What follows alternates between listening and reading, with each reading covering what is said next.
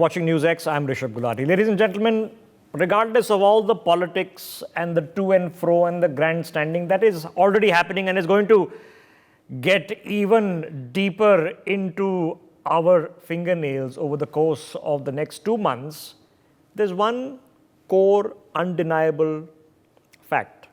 Love it, hate it, like it or not, a large part of general elections 2024 is on the basis of the delivery record of Narendra Modi as the Prime Minister and the head of the Bharatiya Janata Party. We will be doing an injustice if we try to be naive enough to pretend that this election is not about Narendra Modi. It's all about all other things. It is about him. Therefore, it is meritorious to have a continuous conversation on what is that he's done, subject to subject, so that you can make up your minds who you're voting for as elections roll around in just a couple of weeks' time. So as part 12 now of the Modi Diaries, we're looking at the conceptualization of a one India concept. People of different communities, but one India. How do we bring them together in a new form of development, new caste, new secularism, as the Prime Minister has defined it? Today, we look at India's tribal communities.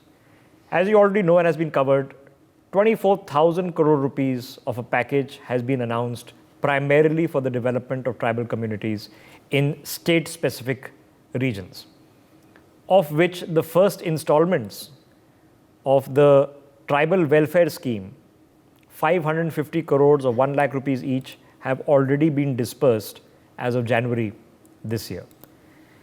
It's already been commented and discussed for a long period of time that India has had its first tribal head of state as president. So how much is lip service? How much is actually understanding the issues of the tribals, both in the northern, western, eastern, northeastern parts of India? And how much is actually action? And how much represents a plan of action given a potential return to government if it was to happen under the same government? Let's open up this conversation. Joining us on the broadcast to discuss this further is Dr. Ganga Sahai Meena. Himanshu Bhatt is joining us, and Manoj Rao is joining us. He's a tribal leader of the BJP. Manojji, if I can quickly begin with you to help us understand the most obvious question. Manojji, जब head of state, राष्ट्रपति का post एक tribal leader ने पहली बार उस पद को अपने आप को स्थापित किया, क्या ये सिर्फ सिंबलिज्म थी कि देखिए पद पे या ट्राइबल लीडर को बैठा दिया, या कोई रियल इम्पैक्ट, कॉन्क्रीट चेंज आया इससे? देखिए, इतना दिन हो गया, आजादी का लगभग 70 साल हो गया, कभी भी हम लोग नहीं देखा कि देश की सबसे ऊंची जगह में, संविधान में सबसे ऊंचा पोस्ट में किसी आदिवासी को, ये तो पहली बार हो रहा है कि नरेंद्र दामोदर दास मोदी का नेतृत्व में जो भाजपा सरकार चल रहा है, इसमें जो राष्ट्रपति है उनको सबसे ऊंचा जो पोस्ट हम लोग बोलते हैं उसमें एक आदिवासी माँ उनको बैठाया गया है। ये हम लोग के लिए, आदिवासियों के लिए बहुत गर्व की बात है।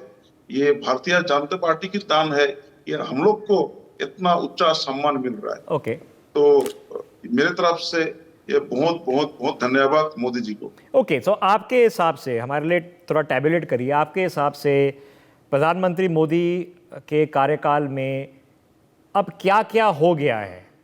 कुछ वादे क्या हैं और क्या एक्चुअल रियलिटी में हो गया है ट्राइबल डेवलपमेंट में? बहुत सारा स्कीम है, ज्यादा नहीं, कुछ ही महीना का बात मैं बोल रहा हूँ। पीएम जनजाति आदिवासी नया महाअभियान जो स्कीम चलाया गया है, उसमें लगभग 24,000 करोड़ और सिर्फ आदिवासी के लिए किया जा रहा है। इसमें क्या क्या स्कीम सब है, इसमें आदिवासी कैसे करो कि शिक्षा में हो, स्वास्थ्य में हो, पोषण, सड़क, बिजली का या नया कनेक्टिविटी कहाँ पे किया जाएगा। ये 19 राज्य और यूटी जो है उसमें लगभग 220 जिला है और प्रभावित होंगे 28 लाख आदिवासी लोग डायरेक्टली अफेक्टेड होंगे। तो ये सब सिर्फ स्कीम नहीं है, कुछ स्कीम रिसेंटली लॉन्च किया गया है और कुछ ओके स्कीम पहले भी था, वो कंप्लीट हो चुका है। तो नरेंद्र दामोदर दास का नेतृत्व, मोदी जी का नेतृत्व में सबसे ज्यादा प्रभाव जो पड़ा है विकास के लिए, वो मैं आदिवासी होकर बोलना चाहता हूँ, ये आदिवासी को लिए ओके मनोज जी, थोड़ा थोड़ा विस्तार में जाइए। क्या क्या हो चुका है, क्या क्या होना है, क्या क्या वादा है, क्या क्या डिलीवर हो चुका है, थोड़ा विस्तार में जाइए।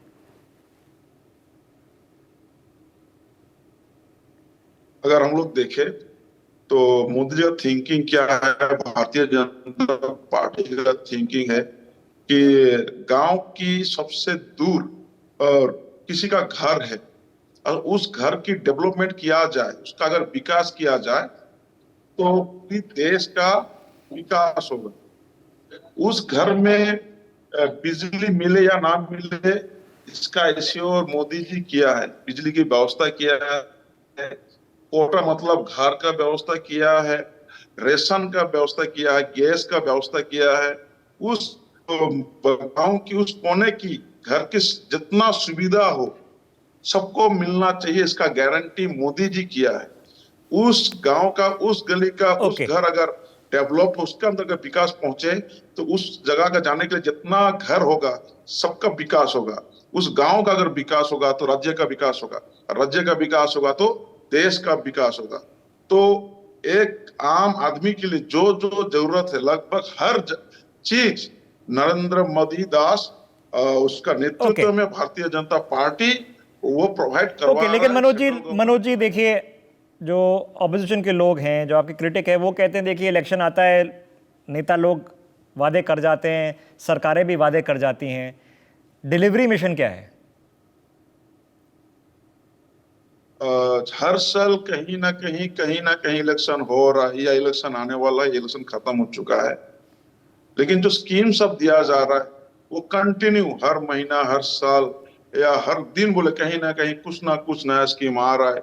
और सीधा सीधा सीधा इसका संबंध हम लोग को परिवार के ऊपर पड़ रहा है, जो स्पेशली आदिवासी हो या सबका अंदर ही एक भी परिवार ऐसा नहीं है कहीं ना कोई, मतलब कोई ना कोई बेनिफिटेड ना हो। किस एक परिवार का एटलीस्ट दो तीन आदमी या पूरा परिवार कोई ना कोई स्कीम से, सेंट्रल गवर्नमेंट से वो लोग लाभ उठा रहा है। अगर मैं बोलना चाहता हूँ तो देखिए बहुत सारा स्कीम जो कंप्लीट हो चुका है ओके और कुछ कम रनिंग है ओके और ऑलराइट। कुछ आने वाला दिन। मनोज जी, काफ़ी चर्चा चल रही है स्पेशली आजकल मणिपुर के बारे में, नॉर्थ ईस्ट के ट्राइबल जो हैं उनके लिए स्पेसिफिकली क्या क्या लाभ दिख रहे हैं, क्या मिशन है, क्या प्लान है जो हमें दिख रहा है, जो हम बोल सकते हैं कि हाँ ये है हमारे सामने? आजादी का 75 साल पार हो चुका है, फिर भी मोदी जी या भारतीय जनता पार्टी को छोड़ के और किसी ने नॉर्थ ईस्ट का ये सब पांच राज्य है, ये लोग बारे कोई नहीं सोचा। सोचा सिर्फ नरेंद्र दामोदर दास मोदी। मैं आपको थोड़ा डीपली बोल सकता हूँ। मान लीजिए अरुणाचल प्रदेश, वहां शुरू करूं, लगभग 33 प्रोजेक्ट कंप्लीट हो चुका है, 33 कंप्लीट हो गया है। पूरा जो उसका कॉस्ट है, टोटल कॉस्ट है 5,600 करोड़। इसमें स्पेशली है ऑल वेदर सेल टनल, जो टनल किया गया है वो भी इंक्लूडेड है। और फाउंडेशन स्टोन किया गया है लगभग 8 प्रोजेक्ट का, जिसका नियर अबाउट कॉस्ट होगा 35,600 करोड़। मणिपुर में चले जाइए, 45 प्रोजेक्ट कंप्लीट हो चुका है, जिसका कॉस्ट है 1,700 करोड़, जिसमें 4 लेन इंफॉल में जो हो रहा है इंक्लूडेड हो चुका है, वो इंक्लूडेड है। ओके अभी तक 36 फाउंडेशन स्टोन शिलान्यास हो चुका है, जिसका नियर अबाउट कॉस्ट होगा 1,750 करोड़। आप चले जाइए मेघालय में, मेघालय छोटा सा राज्य है, उसमें 5 प्रोजेक्ट कंप्लीट हो चुका है, जिसका टोटल कॉस्ट है 20 करोड़। इसमें फार्मर कम हॉस्टल ट्रेनिंग सेंटर भी है, और जो फाउंडेशन स्टोन है वो 2 का है, जिसका नियर अबाउट एस्टिमेट कॉस्ट है 300 करोड़। इसमें आईटी पार्क इन तुरा तुरा में आईटी पार्क वो भी शामिल है। आप चले जाइए नागालैंड में, इसमें 7 प्रोजेक्ट कंप्लीट हो चुका है, जिसका टोटल कॉस्ट होगा 11,100 करोड़, जिसमें बहुत सारा 2-3 डिस्ट्रिक्ट में रोड भी है। और अभी तक 5 करोड़ 5 प्रोजेक्ट जिसका फाउंडेशन स्टोन हो चुका है, near about cost 600 crore. Okay, अब चले आइए त्रिपुरा में, एकदम छोटा सा राज्य है, वहां पे भी 11 प्रोजेक्ट्स कंप्लीट हो चुका है, जिसका नियर अबाउट कॉस्ट होगा 2000, पूरा कॉस्ट है 2500 करोड़। ओके, और नया जो स्कीम आने वाला इसका शिलान्यास हो चुका है, ये है 12 प्रोजेक्ट जिसका कॉस्ट होगा 6000 करोड़। इसमें 4 लेन भी शामिल है। मैं खुद त्रिपुरा जाके गया था, मैं देख रहा हूँ बड़ा बड़ा पहाड़ काट के yes, 4 okay. लेन किया जा रहा है। So Manoj ji, इसका पहले so obviously there are infrastructure projects and there are tribal specific projects and the infrastructure projects of course in tribal regions. How much this is impacting social indicators and how much actually this translates in what the current topic of conversation into votes, we're going to find out very, very shortly. Manoj ji, thanks very much for sort of setting this up for us. Now let me quickly hop across to Himanshu Bhatt. Himanshu ji, addressing this segment by segment, okay, we've seen just in the past 2 or 3 months a very specific push being made to tribal development. The push has not been about reservation. The push has not been about guarantees in the sense of, we'll do a census and those kind of things. It's been about offers for development on health, in education, in scholarships. Does there seem to be a comprehensive plan to address what the tribals of India actually want? It looks like. Rishabh, let me tell you very frankly. It looks like. And it was there in Narendra Modi's mind, some 30 years back. I'll take an example and try and explain you. In 1994, before he became anybody or somebody, to whom we know, he was a general secretary and he was a Swayan Sevak. That is the time he used to, about 4 to 6 months a year, used to go and work with the tribals of Dang district. And there he used to make it a point that he used to go and eat that nagli ki roti and achar, a tribal achar made of bamboo shoots. And nagli, that Sri Anna comes from that. And when he stayed in those houses, in that basti, he realized that one thing, it was there in his mind, that these people need to be directly connected to the nearby towns, which have today, after 30 years, become tier 2 and tier 3 cities. So their connectivity, that is their basic infrastructural projects of good roads, having non-stop electricity, having connection, this sort of things, and then making their house a real house that is equipped with a toilet and equipped with a pakka roof. Okay. Now see, this is where the whole model started. And this is being continued. Because we know our tribal belt consists of 8% of the total electorate. And he wants to touch all of them. Yes, but of course the question that of course is identifying what the priorities are. What do the people actually want? So let me get Dr. Meena into this. Dr. Meena, now, for a long period of time, an electoral conversation, a political conversation, a governance and developmental conversation has been restricted either to talking about reservations, or it has been restricted to say, look, we have to provide different forms of self-government, of self-governance mechanisms. Has that shifted? Is it about the houses and the roads and the access to education and healthcare? आपने बहुत सही सवाल उठाया है। मेरे ख्याल से जो हमारे साथी बता रहे थे, वो जो बाहरी समाज के लोगों का, बाहरी दुनिया के लोगों का आदिवासियों के बारे में नज़रिया है, उसकी समस्या यही कि वो अपने एंगल से चीज़ों को देखना चाहते हैं। वो देखते हैं बस 1000 करोड़, इतने 1000 करोड़, इतने 1000 करोड़। अरे भाई, आदिवासी से आप पूछिए कि उसके लिए क्या हुआ है और उसकी ज़रूरत क्या है। ये डेवलपमेंट प्रोजेक्ट से किसका भला हो रहा है, ये किससे पूछ करके स्कीम्स तैयार की जा रही है। देखिए, जिसके लिए ज़रूरत है उसको उस डिसीजन मेकिंग में शामिल नहीं कर रहे। उसकी ज़रूरतें अलग है। आदिवासियों के सवालों को देखने का दो तरीके सोशल साइंसेज में चलते हैं। एक है उनको सिर्फ एक गरीब मान करके उनके लिए आर्थिक योजनाएं तैयार करना। दूसरा उनको संपूर्णता में देखना और उनके सामाजिक सांस्कृतिक यानी सोशो कल्चरल क्वेश्चंस को भी एड्रेस करना। जब आदिवासियों के पास जाएंगे तो उनका अस्तित्व तो उनके सोशो कल्चरल कॉन्टेक्स्ट से जुड़ा हुआ है और उस पर कोई भी नहीं बात करना चाहता। इन स्कीम्स का लाभ किसको मिल रहा है, कितने आदिवासियों को लाभ मिला है, क्या उसका कोई ऑडिट हुआ है, क्या कोई बता सकता है कितने लोगों की सामाजिक आर्थिक स्थिति बेहतर हुई है या उनके सांस्कृतिक सवालों को कैसे हल किया जा रहा है। उदाहरण के लिए आप देखिए कि जब आदिवासियों के आर्थिक हितों की भी बात करें तो सारे डेवलपमेंट प्रोजेक्ट्स ज़्यादातर आदिवासी इलाकों में चलते हैं क्योंकि वहाँ पे बहुत सारे नेचुरल रिसोर्सेस हैं और नेचुरल रिसोर्सेज से निकालने के प्रोसेस में कितने लोग डिस्प्लेस होते हैं, इसको लेकर के एनएसएसओ का डेटा आता था हमेशा। सरकार ने वो डेटा बंद कर दिया। अब डेवलपमेंट प्रोजेक्ट से कितने लोगों के घर उजड़े, वो कहाँ रहते हैं, क्या करते हैं। So doctor Meena, in your understanding priority क्या है? आप कह रहे हैं कि development is still is an anathema, कि क्या the priority is what? Priority is simply providing for cultural space. It is not providing for the houses, and the tribals don't want the pakka ghar, they want their forest protected. What is the priority? Priority ये है कि देखिए जिस पे काम करने की जरूरत है, आदिवासी क्या मांग करते हैं, उनके सवाल क्या है, उनको एड्रेस करने की। जैसे उनकी मांग है कि पेशा को ठीक ढंग से लागू किया जाए।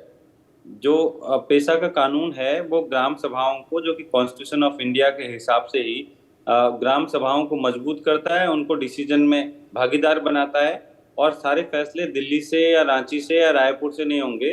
वो ग्राम सभाएं तय करेंगी उनको कैसा डेवलपमेंट चाहिए। क्या सरकार ने कभी रुचि दिखाई है कि पेशा को लागू किया जाए? क्या सरकार ने कभी रुचि दिखाई है कि फॉरेस्ट राइट एक्ट को ठीक ढंग से लागू किया जाए और फॉरेस्ट पे आदिवासियों का जो ट्रेडिशनल राइट है, उनके पुरखों का राइट है, उसको क्या सही ढंग से लागू करने की कभी कोशिश हुई है? तो आप देखेंगे कि ये सारे सवाल जो आदिवासी उठाते हैं और जो आदिवासियों को जरूरत है, उन पे कोई बात नहीं करता। Okay, all right. So to your understanding, what Professor Meena is saying, that the priority as far as he understands it is not, because he's not mentioned the houses and the medical facilities and the scholarships. He's saying he's talking about the forest, the first rights. First right means that the indigenous population living in a tribal forested land has the first right to the produce from that natural resources of that land. And there are laws that protect that. So, Himanshu ji, how do we then study this? Okay, because there are conflicting, both academic, procedural, developmental, which is why I asked the question, of a group of people who say that, look, the tribals of this country, they want to be left alone to make their own decisions and to decide on what they want developed and what they don't want changed. And in fact, by giving the house and the homogenization of the house and the homogenization of the education and the homogenization of the infrastructural development, actually is damaging tribal culture and community and not necessarily part of their aspirations. How do we figure this out, what the actual need is? Okay. I understood what we are trying to ask. See, actually what is happening is, what Dr. Saab said, is not 100% true. I have been to tribals and they do want development. At the same time, they want to preserve their own culture. Now, there's a dichotomy here. One needs to understand that it is the same tribal who is even today in Bharat the most malnourished person. His nourishment needs to be taken care of. The same tribal who holds his own darbar, he wants to be that way. He wants to take his own decisions. Yes, that's right. But that does not mean that farmer or that tribal does not want electrification. That does not mean that tribal doesn't want a cell phone and be connected to the world. Today, in tier 2, tier 3 cities of this country, I have seen, I live in a tier 2 city. We have umpteen number of tribal youth, boys and girls both, come and educate themselves. And educate themselves doesn't mean BA or BCom or something. They are skill-based education. Here we have a lot of diamond industry. There are a lot of tribal boys and girls who are learning the trade of diamond polishing. Similarly, there are lots and lots of tribal. So that's happening, percolating down the train. But that does not mean leave them alone. They need to be taken. So let me ask Professor Meena. Professor Meena, कि आप of course all the issues that you raised, इसमें जो बाकी जो issues हैं of बिजली, पानी, सड़क, आवास, इंश्योरेंस, एजुकेशन, ये कहाँ पर फिट आते हैं? देखिए, ये सब बाहरी लोगों के और बाहरी सरकारों के बहाने हैं, उनके यहाँ पे पेनिट्रेट करने के, उनको लूटने के, परेशान करने के। ये वास्तव में ये काम अगर हो रहे होते तो आप जाके देखिए आदिवासी इलाकों में कितनी सड़कें हैं।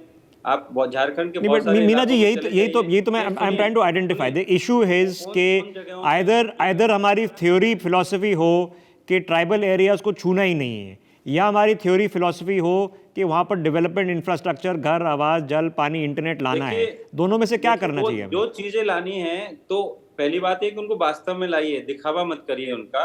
वो जो चमचमाती सड़कें बनाई जा रही हैं वो कारों के लिए और बड़ी बड़ी मल्टीनेशनल के ट्रकों के लिए हैं। आदिवासियों के लिए वहाँ पे कोई सरकारी बस नहीं है जिसपे वो जा सके। उन सड़कों का वो क्या करेंगे? जो कैंप, स्कूल, हॉस्पिटल, तमाम जगहों पे सीआरपीएफ के कैंप बने हुए हैं, उनमें आदिवासी पढ़ नहीं सकते, उनकी भाषा में पढ़ाई नहीं होती, क्या करेंगे उन स्कूल्स का? तो उनसे पूछ करके उनके इलाके में कम से कम आप डेवलपमेंट, आप दिल्ली से थोप दे रहे हैं कि ऐसा डेवलपमेंट होना चाहिए, ये अच्छा है, तो ये अच्छा है, ये आपने तय कर दिया। उनसे तो पूछ लीजिए उनको क्या चाहिए। डेवलपमेंट का कोई विरोधी नहीं है, लेकिन डेवलपमेंट का मॉडल क्या हो उस पर बात होनी चाहिए। यहाँ से ये बस 1000 करोड़ कितने 1000 करोड़ लाख करोड़ चले गए, लेकिन आदिवासी की स्थिति में तो कोई बदलाव नहीं आया। क्यों नहीं आया? क्योंकि उनकी जरूरत के हिसाब से चीजें नहीं की जा रही है। Okay, all right. So what you are seeing, of course, Professor Meena espousing, is the frustration and the traditional tribal activism, which is long-standing in this country. That listen, there are a lot of things that need to get done that haven't gotten done. The question, of course, is what you're seeing on your screens. Have we turned the tide, and are they being executed? Himanshu ji, then what is then the litmus test? Is it an electoral litmus test? Is it about taking a consultative mechanism going ahead? If a government were to return, how should we judge them that whether their heart was in the right place and their methodology is also in the right place? Yes. See, the litmus test would be the way they have succeeded in Gujarat, certain parts of Maharashtra, whether my friend believes it or not, but I have seen it with my eyes. There are good roads which all tribals are using. We also have a fairly big tribal belt, my friend. It's a different thing. You have been in a part of a country where the fruits of development, the fruits of all inclusiveness has not reached. But there, the litmus test comes here. If this government returns, and if they do not fulfill the promises which they have said, because this time around in Chhattisgarh we saw the tribal belt voted for this government. With what hope? With the hope that they would have the good basic infrastructure, health facilities, and the basic education facilities. All right. So now so now you've seen a compendium, a focused compendium, okay?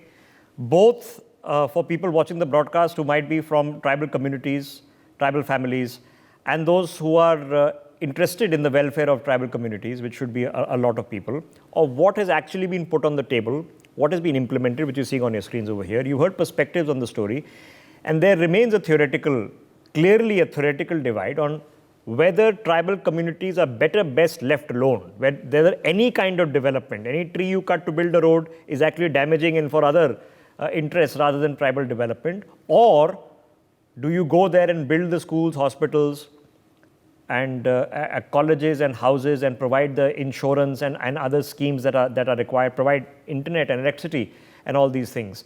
I don't think that question is readily settled. But here is the effort that is being made, which the government says it is making an effort and intends to continue it if it were to return to power. You get a chance to decide very shortly. To Professor Meena, Himanshu ji, thank you very much for joining us. Also Manoj ji, we take a break. See you in a minute.